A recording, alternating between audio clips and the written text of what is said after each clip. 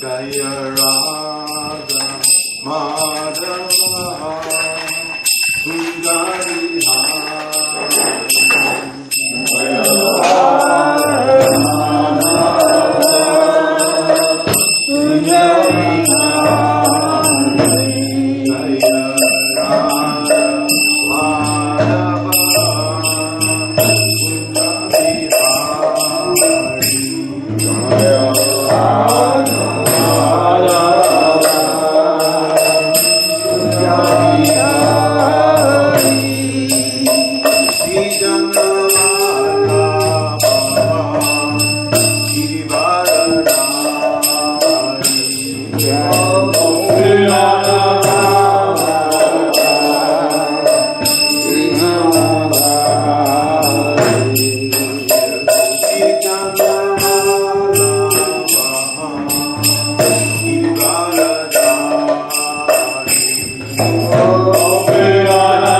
Sundari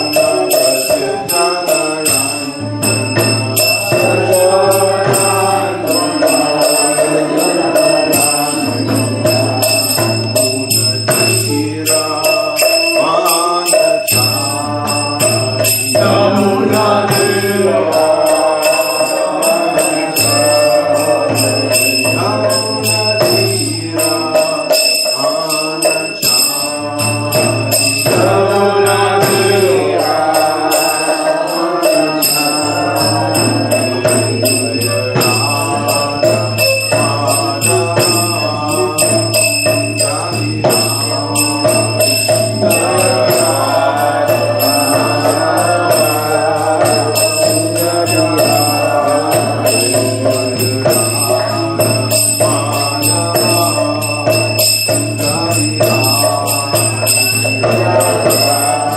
Jaya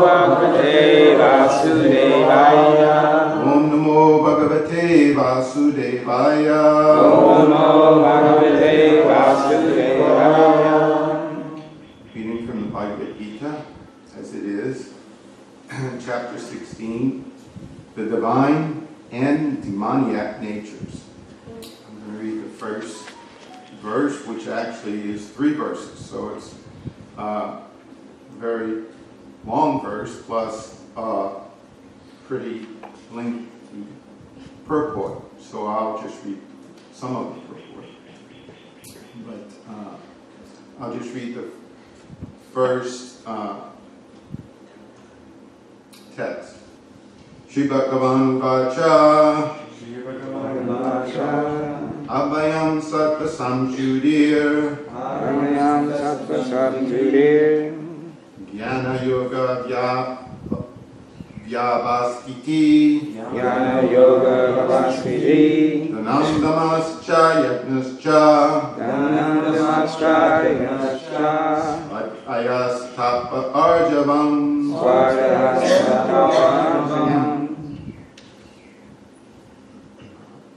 The translation is, the Supreme Personality of Godhead said, fearlessness, purification of one's existence, cultivation of spiritual knowledge, charity, self-control, performance of sacrifice, study of the Vedas, austerity, simplicity, non-violence, truthfulness, freedom from anger, renunciation, tranquility, aversion to fault-finding,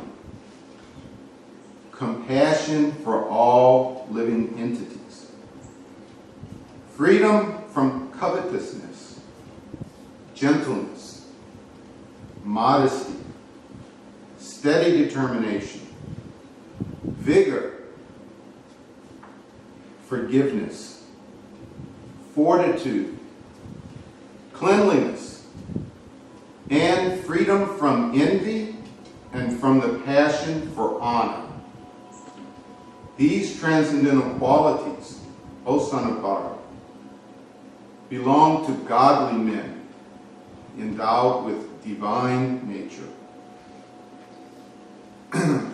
I say, and you please repeat. The Supreme Personality of Godhead said. The Supreme Personality of Godhead said. Fearlessness. Fearlessness. Purification of one's existence. Purification of one's existence. Cultivation of spiritual knowledge. Cultivation of spiritual knowledge. Charity. Charity. Self-control. Self-control. Performance of sacrifice. Performance of sacrifice. Study of the Vedas. Study of the Vedas. Austerity. Austerity. Simplicity. Simplicity. Non-violence. Non-violence. Truthfulness. Truthfulness. Freedom from anger. Freedom from anger. Renunciation. Renunciation. Tranquility. Tranquility. Aversion to fault-finding. Aversion to fault-finding. Compassion for all living entities. Compassion for all living entities. Freedom from covetousness. Freedom from covetousness. Gentleness. Gentleness. Modesty. Modesty. Steady determination. Steady determination. Vigor. Vigor. Forgiveness. Forgiveness. Fortitude. Fortitude. Cleanliness. Cleanliness. And freedom from envy. And freedom from envy. And from the passion for honor. And from the passion for honor. These transcendental qualities, These transcendental qualities, O son of Bhara, O son of Bhara, belong to godly men, belong to godly men, endowed with divine nature. endowed with divine nature. Purport by Srila Prabhupada. Jai Srila Prabhupada. As I said, the purport is very lengthy, so I'll read specifically one paragraph, which I'd like to share with everyone. Ahimsa means not arresting the progressive life of any living entity. One should not think that since the spirit spark is never killed, even after the killing of the body, there is no harm in killing animals for sense gratification. People are now addicted to eating animals, in spite of having an ample supply of grains, fruits, and milk. There is no necessity for animal killing. This injunction is for everyone. When there is no alternative, one may kill an animal, but it should be offered in sacrifice. At any rate, when there is ample food supply for humanity, persons who are desiring to make advancement in spiritual realization should not commit violence to animals. Real ahimsa means not checking anyone's progressive life. The animals are also making progress in their evolutionary life by transmigrating from one category of animal life to another.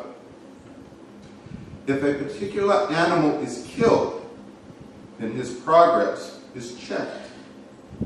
If an animal is staying in a particular body for so many days or so many years and is untimely killed, then he has to come back again in that form of life to complete the remaining days in order to be promoted to another species of life.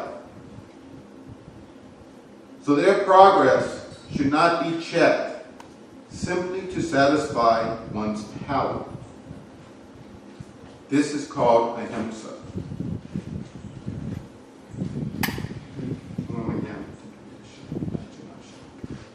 Chakshuni. don't you call it previous John?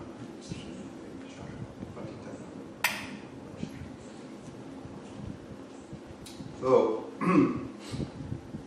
many of us who are older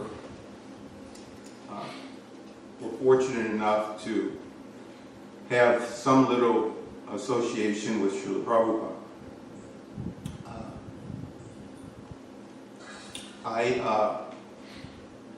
One time, Srila Prabhupada, I was not there, but he was at an airport. If I could be mistaken, but I believe it was the Philadelphia airport.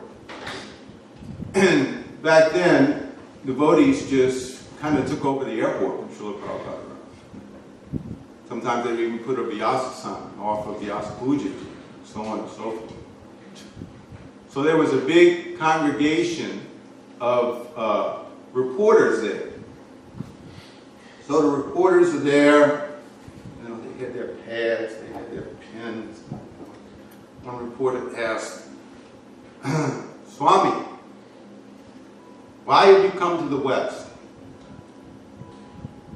Prabhupada's answer was, I've come to give you a brain.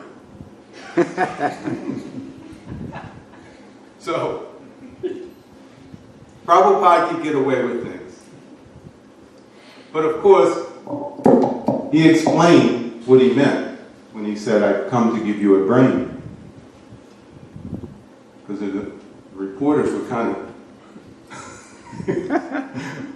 what does this mean? So he explained that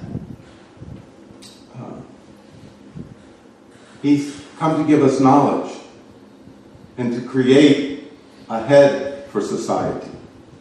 And he explained the different portions of the body, the analogy that most of us know of Varnashram Dharma, how Prabhupada gave the analogy of the body, the head being the Brahmanas, and the arms, the Kshatriyas, legs, and so on. So Prabhupada explained this, which, you know, hopefully these reporters were able to understand to some degree. Prabhupada just simply wasn't insulting them. He was actually explaining to them that our society doesn't have a head.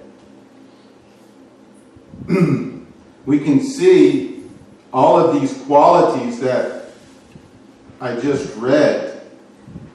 I've been practicing Krishna consciousness now for close to 50 years, and I'm thinking, gosh, I don't have any of these qualities. So, Srila Prabhupada was directing us and giving us the opportunity to develop these qualities, to understand what type of qualities we should aspire for. To him, our character was very important. How we presented ourselves to the public was very important. We had to be of exemplary character. Whoever we meet, they should remember us. That was a gentleman. How we, one story I can relate.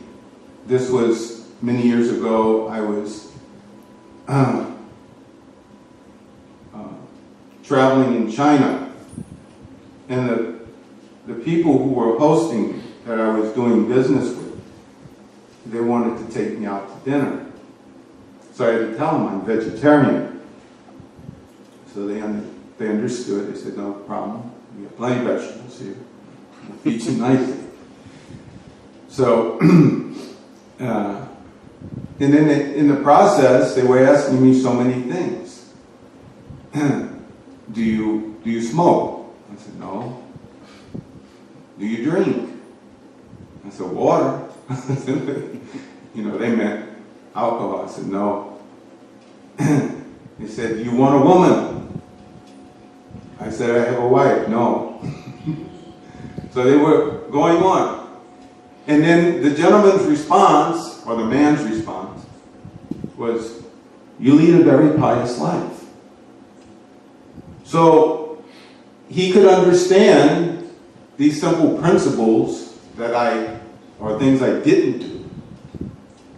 He could understand that there was some piety there. And how do we know these things? We know these things, we follow these things because of Srila Prabhupada.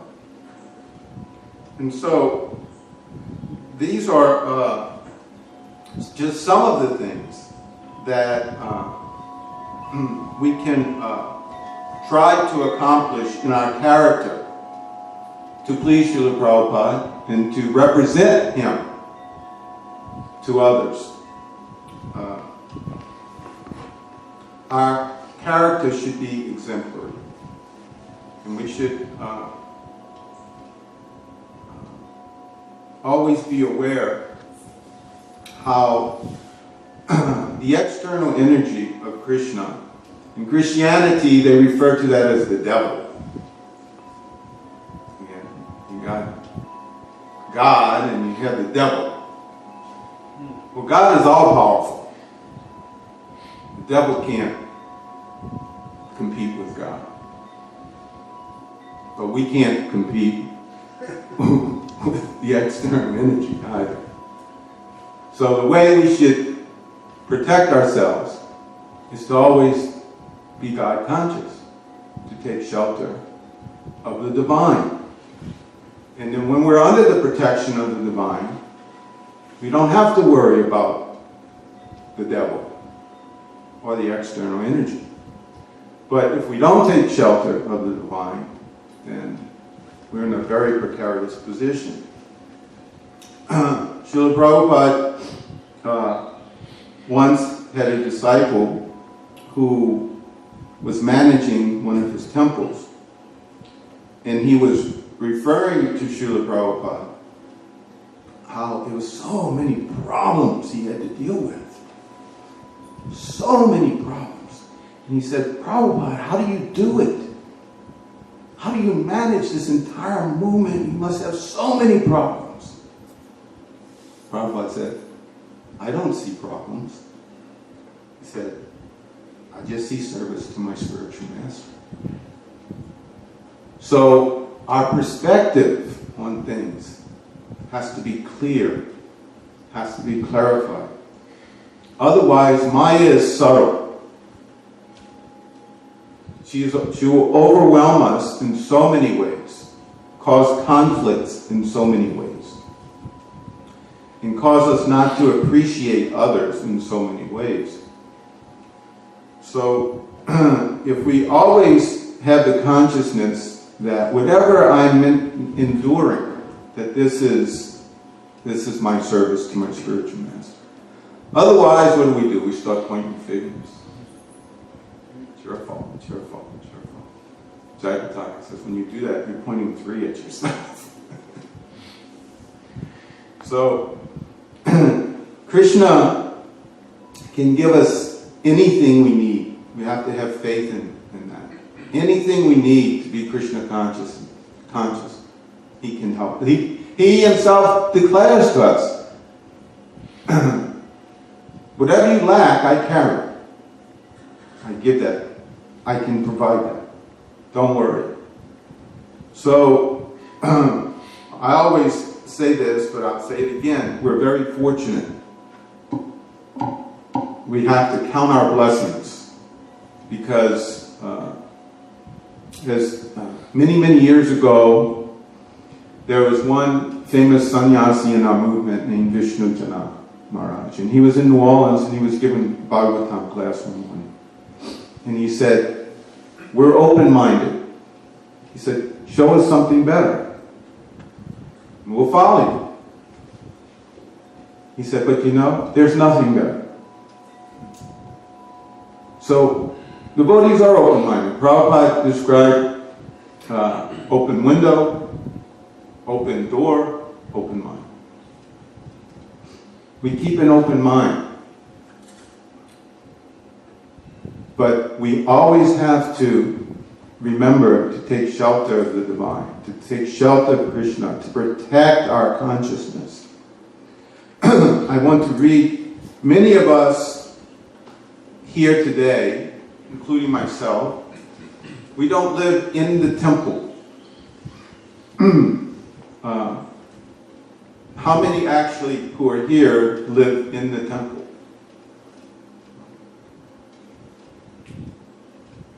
Okay. Small percentage compared to everyone in the room. So this is something I want to share with you from one of Srila Prabhupada's purports in Chaitanya Charitamrita. Srila Prabhupada says, the cult of Sri Chaitanya Mahaprabhu, the Hare Krishna movement, is very nicely explained by Lord Chaitanya Mahaprabhu authoritatively. It is not that everyone has to take sannyas like Sri Chaitanya Mahaprabhu. Everyone can execute the cult of Krishna consciousness at home, as ordered by the Lord. Everyone can congregationally chant the holy name of Krishna, the Hare Krishna Maha Mantra.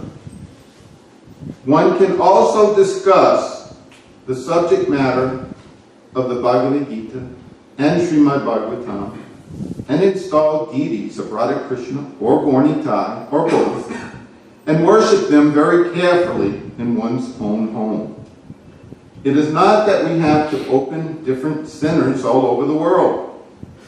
Whoever cares for the Krishna consciousness movement can install deities at home and under superior guidance worship the deity regularly, chanting the Maha Mantra and discussing the Bhagavad Gita and Srimad Bhagavatam. We are actually teaching in our classes how to go about this. One who feels that he is not yet ready to live in a temple or undergo strict regulative principles in the temple, especially householders who live with a wife and children, can start a center at home by installing the deity, worshiping the Lord morning and evening, chanting Hare Krishna, and discussing the Bhagavad Gita and Srimad Bhagavatam. Anyone can do this at home without difficulty. And Sri Chaitanya Mahaprabhu requested all the devotees present there to do so. So I just wanted to share that because sometimes devotees who don't live in a temple think that there's something substandard. Yet, simultaneously, when we come to a temple, we are blessed in so many ways. Right now, we get to take darshan of the wonderful Archa-vigraha forms of the Lord. And we can see that they're blessing us. So we're taking their mercy from them. They're blessing us. So we're so fortunate. We're taking. We also take prasadam. That's also their mercy. We also take the association of the Vaishnavas. So we're taking. So our consciousness should be, how can we give? How can we serve? We're getting, so how can we give back? So the devotee is always thinking like that. How can I give? Not only to the temple, but to everyone he meets. How can I give someone Krishna? I had that realization when I was fortunate to meet Srila Prabhupada. He always wanted to give Krishna in whichever way he could. He wanted to give each individual he met Krishna. He never let anyone leave any meeting without getting prasadam. He always wanted to give Krishna. Earlier in the purport in the Bhagavad Gita, when I was reading about ahimsa, I chose that part because here, one of our objectives is to protect Krishna's animals. Not only his cows, of course, the cow is very important to us, but all the animals that are here on this property, all the living entities, we want to protect. So, I was fortunate to have Srila Prabhupada's association in 1975, and I asked him, being brought up in Christianity and knowing a little bit of the Bible, I was a little bit perplexed as to why Lord Jesus fed fish to so many people. So I asked Srila Prabhupada, I said, Prabhupada, why did Lord Jesus feed fish to so many people? And he gave an answer very similar to what's in this purport. In fact, he practically verbatim said the same thing that's in this purport, at least one or two sentences. If I can find it again. He says in this purport, he says,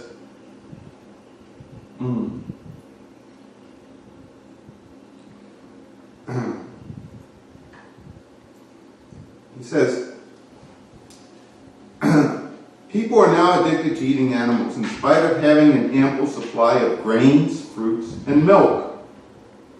There is no necessity for animal killing. This injunction is for everyone. When there is no alternative, one may kill an animal, but it should be offered in sacrifice. At any rate, when there is an ample food supply for humanity, persons who are desiring to make advancements in spiritual realization should not commit violence to animals. So when I asked Srila Prabhupada that question, his answer was, well, because of the circumstances, of course we know Lord Jesus preached primarily in a desert area. He said there was nothing else. So Lord Jesus may have fed them fish. He said, but why do we need to eat it? Similar to what he just said in this purport. When there's ample supply of fruits and grains and other things. And he pointed, there was a big bowl of fruit on the table. He said, when we have so many nice fruits and vegetables, why do we need to eat it?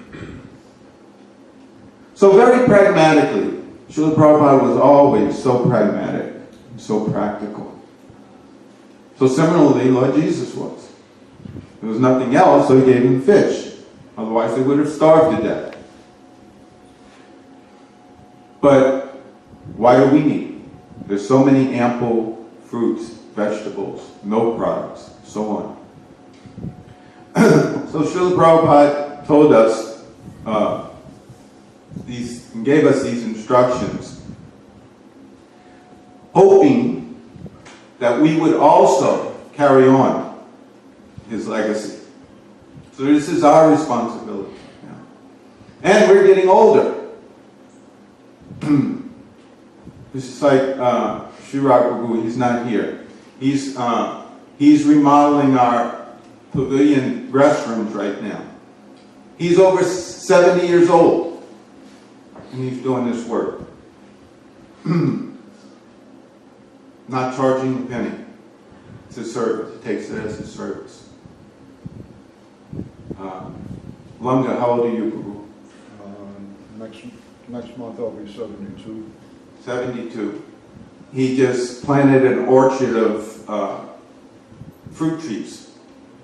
Permaculture, which devotees can look and see. Yogi Prabhu, how old are you? 69. So, what's the saying? Holly, how old are you? 69. So as we're all getting older, we're hoping and praying because this project can endure in different ways, but obviously as the older Vaishnavas leave their bodies, the younger Vaishnavas have to take their responsibility on, that these older Vaishnavas were doing. This is something that Srila Prabhupada certainly wanted, and he was cultivating us to spread Krishna consciousness all over the world, which so many of our God brothers are doing. I was fortunate this past weekend, there was a wonderful celebration called Sadhu Sangha in North Carolina, headed up by Indradyumna Maharaj, who has done extensive and wonderful preaching work, especially in Poland, where literally hundreds of thousands of people hear the holy name. I'm really underestimating. Millions of people have heard the holy name there and have gotten prasadam. And it wasn't easy. He persevered through being literally attacked by thugs who are hired by the Catholic Church. He went through years of this. Devotees used to have to fight physically. He said there was blood, there was lost teeth. These were things he had to endure in the early days of him persevering there. I mean, many of us have stories of going out on Sankirtan in the early days and being attacked or being spit on. So many things would happen to us simply because we were trying to please Srila Prabhupada by distributing his books or chanting the holy name in the streets. So devotees have persevered in so many ways. Now, for the most part, devotees are well respected in society. Many vegetarian and vegan restaurants are opening all over the world. The consciousness of the youth in the world has changed. They're more open-minded to our philosophy. So we have to be enthusiastic to give it to them, to share this philosophy with them. These qualities that are mentioned here, truthfulness. Do we hear it from our politicians? They said so. Yes, they do.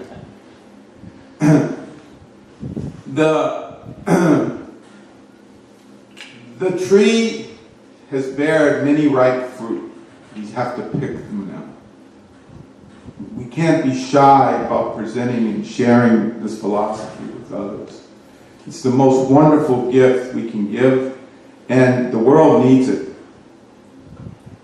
Srila Prabhupada came to enlighten not only us, but everyone. So the more we can share this knowledge that he's given us, the more the world will benefit, and the more the environment will change. So now I leave some time for others' realizations, comments. Thank you. Hare Krishna. So are there any other realizations, comments? Questions? Yeah. Nothing? Where are you going next? Not China? This week, Tennessee and Arkansas, and then maybe China in July, or Peru, I'm not sure. Well, is it difficult for you to go over there now that they're fighting about all this market stuff? So far, no. I don't. There was an article, Nanda Prabhu, I had read it, but Nanda Prabhu had pointed it out to me, that China was cracking down on individuals from the United States going there, but what I heard was it was more Chinese citizens or Chinese individuals of Chinese origin. That's who they were cracking down on, mostly. Thank you all for coming. It's very enlivening to see you coming to visit the farm, and know that this farm is as much yours as it is anyone's. It's by that I mean not that you can come and say, okay, well, I'm going to sell this piece of land right now. But the consciousness is that everything belongs to Krishna, and you're a part and parcel of Krishna. So to come and partake, it's like Srila Prabhupada would sometimes say, our Father is rich. We have a rich Father. And it's a fact.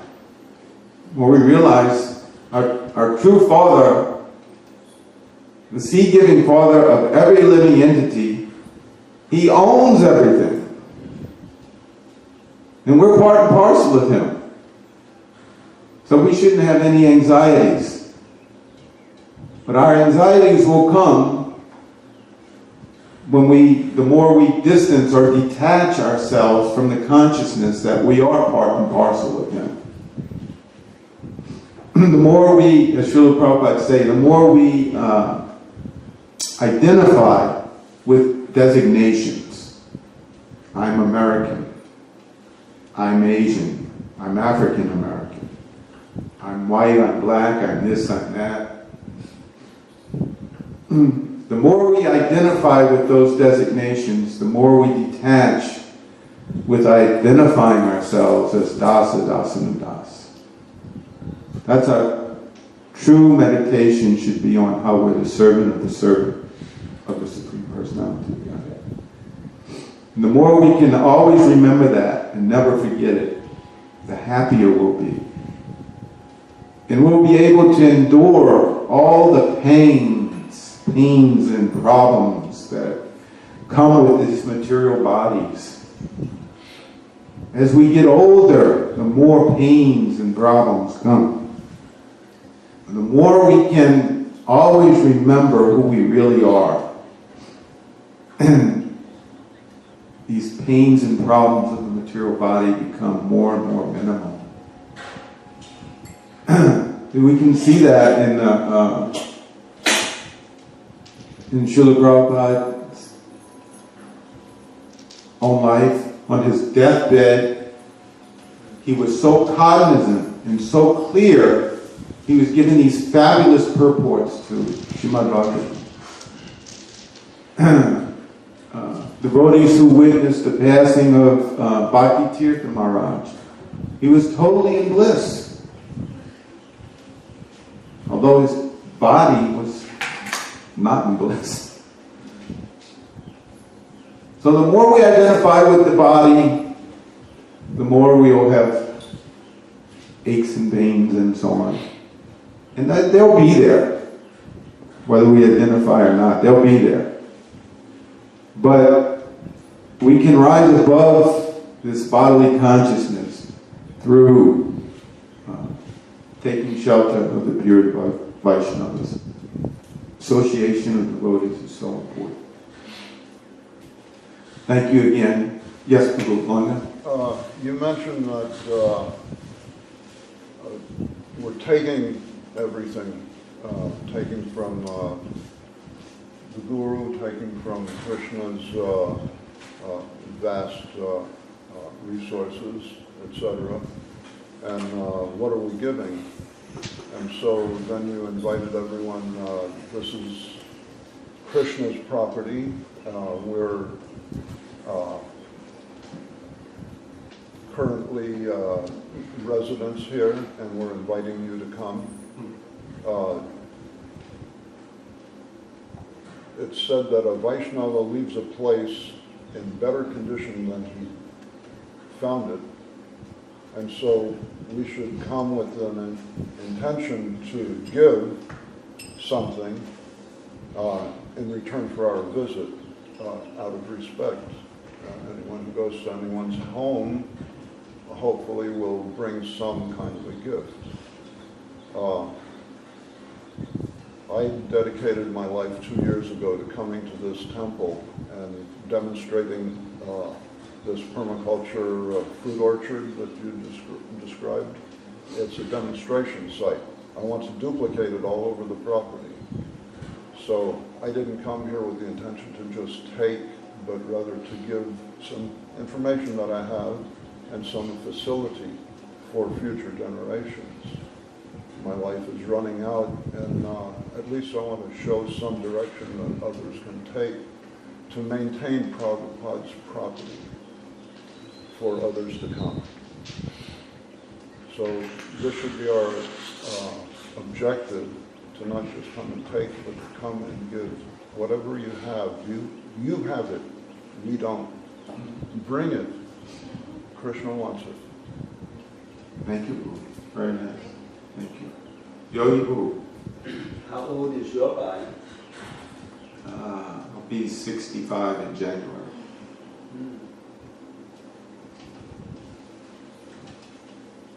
Are you going to retire? One way or another. Yeah, I'd like to. One way or another. Thank you so much. Time for Prasadam. Hare Krishna. Hare Krishna.